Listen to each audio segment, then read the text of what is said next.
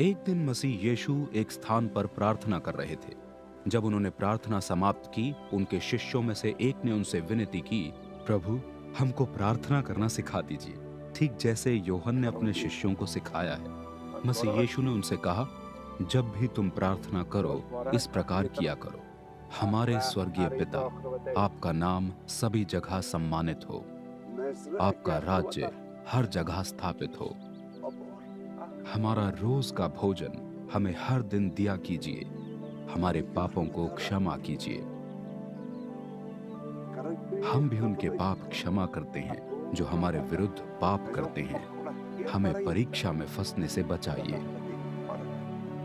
कल्पना करो, मसीह यीशु ने उनसे आगे कहा, तुम में से किसी एक का मित्र आधी रात में आकर ये विनती करे, मित्र, मुझे 3 रोटियां दे दो, क्योंकि मेरा एक मित्र यात्रा करते हुए घर आया है और उसके भोजन के लिए मेरे पास कुछ नहीं है। तब वो अंदर ही से उत्तर दे, मुझे मत सताओ, द्वार बंद हो चुका है और मेरे बालक मेरे साथ सो रहे हैं, अब मैं उठकर तुम्हें कुछ नहीं दे सकता। मैं जो कह रहा हूं उसे समझो।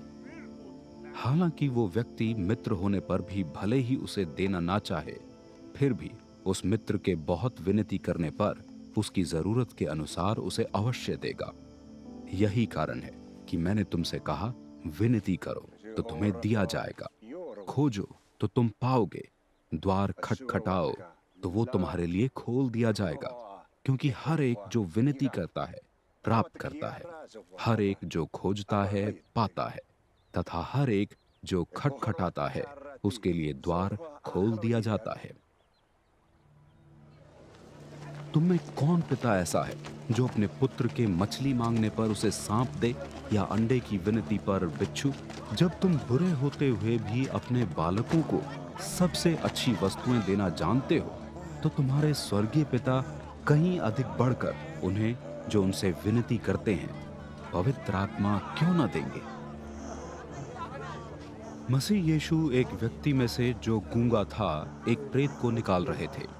प्रेत के निकलते ही वो जो गूंगा था बोलने लगा।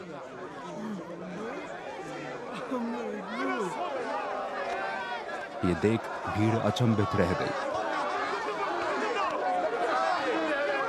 किंतु उनमें से कुछ ने कहा, वो तो प्रेतों के प्रधान शैतान की सहायता से प्रेत निकालता है। कुछ अन्य ने मसीह यीशु को परखने के उद्देश्य से उनसे अद्भुत चिन्ह की मांग की। उनके मन की बातें जानकर मसीह यीशु ने उनसे कहा, कोई भी राज्य जिसमें फूट पड़ चुकी है नाश हो जाता है, और जिस परिवार में फूट पड़ चुकी हो उसका नाश हो जाता है। यदि शैतान अपने ही विरुद्ध काम करने लगे तो उसका राज्य स्थिर कैसे रह सकता है? मैं ये सब इसलिए कह रहा हूं कि तुम ये दावा कर रहे हो कि मैं प्रेतों को शैतान की सहायता से निकाला करता हूं। अच्छा, यदि मैं प्रेतों को शैतान की सहायता से निकाला करता हूं, तब तुम्हारे शिष्य उन्हें किसकी सहायता से निकाला करते हैं? परिणाम स्वरूप तुम्हारे ही शिष्य तुम पर आरोप लगाएंगे। किंतु यदि मैं प्रेतों को परमेश्वर के सामर्थ्य के द्वारा निकालता हूं, तब परमेश्वर का राज्य तुम्हारे मध्य आ चुका है। जब कोई बलवान व्यक्ति शस्त्रों से पूरी तरह से सुसज्जित होकर अपने घर की चौकसी करता है, तो उसकी संपत्ति सुरक्षित रहती है। किंतु जब उससे अधिक बलवान कोई व्यक्ति उस पर आक्रमण कर उसे अपने वश में कर लेता है और वे सभी शस्त्र जिन पर वो भरोसा करता था छीन लेता है, तो वो उसकी संपत्ति को लूट कर बांट देता है। वो जो मेरे पक्ष में नहीं है मेरे विरुद्ध हैं, और वो जो मेरे साथ इकट्ठा नहीं करता वो बिखेरता है। जब प्रेत किसी व्यक्ति में से बाहर निकलता है, वो सूखे स्थानों में विश्राम की खोज में भटकता रहता है, और ना मिलने पर वो विचार करता है, मैं उसी घर में लौट जाऊंगा जिसमें से मैं निकला था। वहां पहुंचकर वो उस घर को साफ और सजा हुआ पाता है। वो जाकर अपने से अधिक दुष्ट 7 अन्य प्रेत ले आता है। वे सभी उस मनुष्य में प्रवेश कर उसमें निवास करने लगते हैं। उस व्यक्ति की ये दशा पहली दशा से अधिक बुरी हो जाती है। जब मसीह यीशु ये शिक्षा दे रहे थे, भीड़ में से एक नारी पुकार उठी, धन्य है वो माता जिसने आपको जन्म दिया और आपका पालन पोषण किया। किंतु मसीह यीशु ने कहा, परंतु धन्य वे हैं जो परमेश्वर के वचन को सुनकर उसका पालन करते हैं।